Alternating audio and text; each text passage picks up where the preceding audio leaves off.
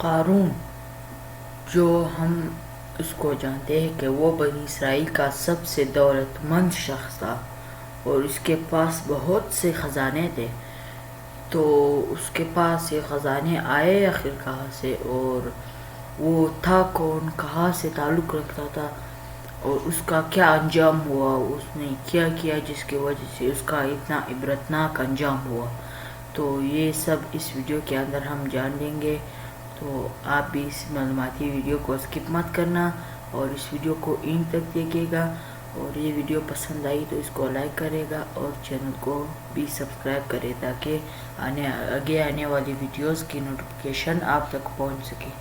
قارون کے خزانے کے متعلق آپ نے تاریخی حکایات اور محاورے تو سنے ہی ہوں گے. یہ وہی شخص ہے جس کا ذکر اللہ نے قرآن مجید میں نشان عبرت کے طور پر کیا ہے. قارون کا قصہ اسرائیلی اور اسلامی دونوں طرح کی روایتوں میں ملتی ہے. یہ بنی اسرائیل کا وہی امیر ترین شخص تھا جس کے خزانے کی کنجیاں 300 اونٹوں اور خچروں پر لادے جاتے تھے، اور ہر کنجی چمڑے کی ہوتی تھی جو ایک خزانے کی چابی تھی. تاریخ انسانی میں شاید قارون سے زیادہ دولت و ثروت کسی شخص کو عطا نہیں کی گئی. قارون حضرت موسیٰ علیہ السلام کے چچا یسور کا بیٹا تھا. وہ نہایت ہی حسین و خوبصورت آدمی تھا. یہی وجہ تھی کہ بنی اسرائیل اور قبطی لوگ اسے منور کہا کرتے تھے. قارون جوانی میں اپنے قوم کا سب سے با اخلاق اور نیک افراد میں شمار کیا جاتا تھا. نیز توریت کا بہت بڑا عالم دین بھی تھا، کیونکہ اس کی پرورش موسیٰ علیہ السلام کے سایہ عاطفت میں ہوئی تھی. اس لیے وہ کتاب کا علم بھی رکھتا تھا اور اچھی آواز کا مالک تھا. وہ توریت خوبصورت انداز میں تلاوت کیا کرتا تھا. یہی وجہ تھی کہ لوگ اس کا بہت ہی ادب و احترام کیا کرتے تھے. قارون ابتدا میں حضرت موسیٰ علیہ السلام پر ایمان لے آیا، اور جب بنی اسرائیل کو قبطیوں کی غلامی سے نجات ملی تو وہ ان کے ساتھ مصر کو چھوڑ کر سرزمین موعود کی طرف ہجرت کر گیا. وہاں اس کے حالات ایک دم سے بدل گئے اور اس کے ہاتھ میں بے شمار دولت آئی. دیکھتے ہی دیکھتے وہ اپنی قوم کا امیر ترین شخص بن گیا، جس کا ذکر اللہ نے قرآن مجید میں کچھ یوں کیا ہے: بے شک قارون موسیٰ کی قوم سے تھا، پھر اس نے قوم پر زیادتی کی، اور ہم نے اس کو اتنے خزانے دیے جن کی کنجیاں اٹھانا ایک طاقتور جماعت پر بھاری تھی. ایک جگہ فرمایا، جب اس سے اس کی قوم نے کہا اتراؤ نہیں، بے شک اللہ اترانے والوں کو پسند نہیں کرتا، اور جو مال تجھے اللہ نے دیا ہے اس کے ذریعے آخرت کا گھر طلب کر، اور دنیا سے اپنا حصہ نہ بھول، اور احسان کر جیسا اللہ نے تجھ پر احسان کیا، اور زمین میں فساد نہ کر، بے شک اللہ فسادیوں کو پسند نہیں کرتا.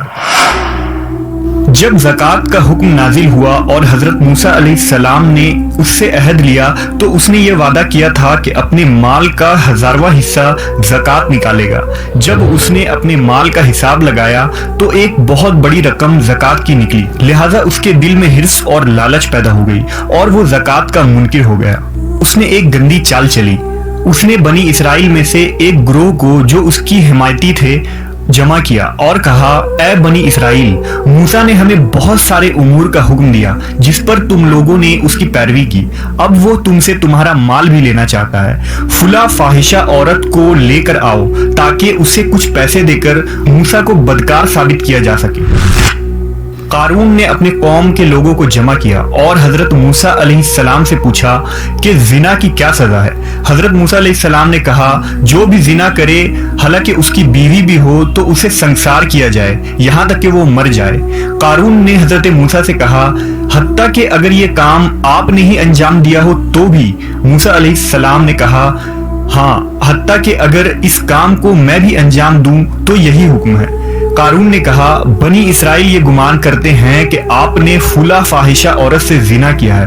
حضرت موسیٰ علیہ السلام نے فرمایا کہ اس عورت کو میرے سامنے لاؤ. لہٰذا وہ عورت بلائی گئی تو آپ نے فرمایا، اے عورت، اس اللہ کی قسم جس نے بنی اسرائیل کے لیے دریا کو پھاڑ دیا اور عافیت و سلامتی کے لیے دریا کے پار کرا کر فرعون سے نجات دی، سچ کہہ دے کہ واقعہ کیا ہے. حضرت موسیٰ کے جلال سے عورت سہم کر کانپنے لگی اور اس نے مجمع عام میں صاف صاف کہہ دیا کہ اے اللہ کے نبی، مجھ کو قارون نے کثیر دولت دے کر آپ پر بہتان لگانے کے لیے آمادہ کیا ہے۔ اس وقت حضرت موسیٰ علیہ السلام آپ دیدہ ہو کر سجدہ شکر میں گر پڑے اور بحالت سجدہ آپ نے یہ دعا مانگی کہ یا اللہ، قارون پر اپنا قہر و غضب نازل فرما دے۔ لہٰذا وہ تمام لوگ جو قارون کے ساتھ تھے وہ اس سے جدا ہو گئے۔ موسیٰ علیہ السلام نے اللہ کے اذن سے زمین کو حکم دیا تو زمین پھٹ پڑی اور قارون اور اس کے پیروکار اس میں دھسنے لگے، اور دیکھتے ہی دیکھتے قارون، اس کا مکان اور خزانہ سب اس زمین میں دھس گیا۔ جب یہ زمین میں نابود ہو گئے تو زمین کا شگاف دوبارہ بند ہو گیا۔ قارون کے اس دولت کے متعلق بہت سارے تاریخی حکایات نقل کی گئی ہیں، اور تا قیامت قارون اور اس کا خزانہ تمام انسانیت کے لیے نشان عبرت بنی رہے گی۔